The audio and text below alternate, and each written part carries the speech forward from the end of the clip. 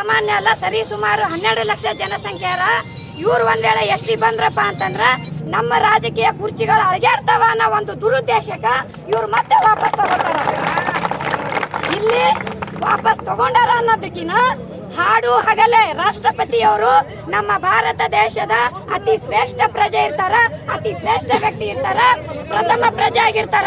ಅವ್ರು ಹಾಕಿದ ಅಂಕೇತ, ಅವ್ರು ಹಾಕಿದ ಸಹಿ ಮಾಡಿದಂತಹ ಈ ಒಂದು ಆದೇಶವನ್ನ ಇವ್ರು ಸಾರಾ ಸಗಟನೆ ತಳ್ಳಿ ಬಿಡ್ತದ ಈ ದರಿದ್ರ ಸರ್ಕಾರ.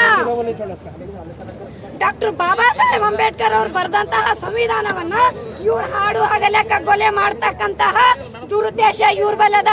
ಅಷ್ಟೊಂದು ದುರುಳರಾಗ್ಯಾರ, ಅಷ್ಟೊಂದು ದುಷ್ಟರಾಗ್ಯಾರ. ನಮಗ ನಾನು ಇಡೀ ಇತಿಹಾಸ ಹೇಳಿದ್ರ ನಾವು 3 ತಿಂಗಳ, ಒಂದಿನಲ್ಲ 2 ತಿಂಗಳಲ್ಲ ರೀ, 3 ತಿಂಗಳ ಅಹೋರಾತ್ರಿ ಉಪವಾಸ ಸತ್ಯಾಗ್ರಹ ಮಾಡ್ಲತ್ತೀವಿ, ಅಹೋರಾತ್ರಿ ಧರಣಿ ಮಾಡ್ಲತ್ತೀವಿ. ನಿಮ್ಗೇನು ತಕ್ಲೀಫ್ ಆಗಲ್ದು ಸರ್ಕಾರಕ್ಕ. ಯಾಕಂದ್ರ ಉಪವಾಸ ಕುಂತವ್ರು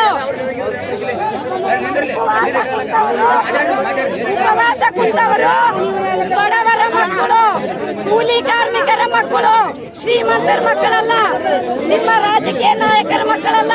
ಅದಕ್ಕಾಗಿ ಏನು ತಕ್ಲೀಫ್ ಆಗ್ಲಿಲ್ಲಲ್ಲ. ಈಗೂ ನಿಮಗೆ ಹೇಳತ್ತೀವಿ, ನಮಗ 31/8/2020 ಆದೇಶ ಪ್ರಕಾರ ಎಸ್ಟಿ ಪ್ರಮಾಣ ಪತ್ರ ನೀವು ಕೊಡ್ಲೇಬೇಕು. ಕೊಡ್ಲಿಲ್ಲ ಅಂದ್ರ ನಮ್ಮ ಹೋರಾಟ ಇಲ್ಲಿಗೆ ನಿಂದ್ರಂಗಿಲ್ಲ. ನಾವು 31ನೇ ಪ್ರಕಾರ ಕೊಡ್ಲಿಲ್ಲಪ್ಪ ಅಂತಂದ್ರ ಮುಂದಿನ ದಿನಮಾನಗಳಲ್ಲಿ ತಹಸೀಲ್ದಾರ್ ಮುತ್ತಿಗೆ ಹಾಕಿ ನಾವು ನ್ಯಾಯ ತಗೊಂತೀವಿ. ನನ್ನ ಹೆಸರು ಸುನೀತಾ ತಳವಾರ್. ಒಂದ್ ವಿಷಯ ಹೇಳೋದಕ್ಕೆ ಇಷ್ಟಪಡ್ತೀನಿ ಸ್ಪಷ್ಟವಾಗಿ, ಸರ್ಕಾರ ಗಮನದಲ್ಲಿಟ್ಕೋರಿ. ನಾವು ನಮ್ಮ ಹೋರಾಟ ಹಿಂದುಕ್ತು ಅಲ್ಲತ್ತಿಲ್ಲ, ತಗೊಳ್ಳೋದನ್ನು ಇಲ್ಲ.